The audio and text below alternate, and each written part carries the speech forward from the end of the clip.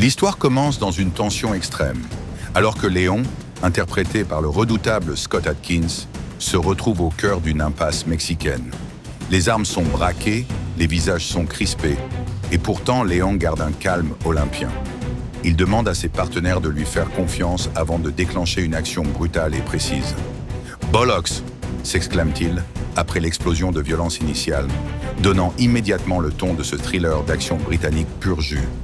Même en plein milieu d'une fusillade, Léon reçoit un appel de sa mère, illustrant le contraste absurde entre sa vie de criminel endurci et ses racines familiales. Léon est de retour après avoir purgé une peine de 5 ans de prison, un temps durant lequel il est resté loyal en gardant le silence.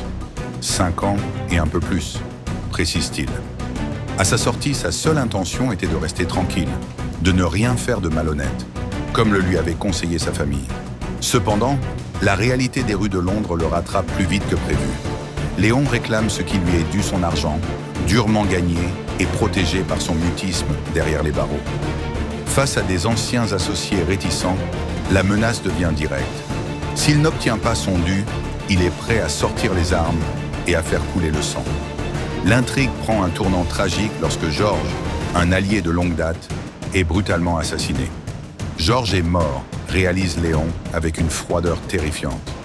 Dès lors, ce n'est plus seulement une question d'argent, mais une quête de justice personnelle et de vengeance. Les chefs de la pègre locale s'inquiètent de ce retour imprévu. Ils n'ont jamais vu leurs hommes aussi nerveux.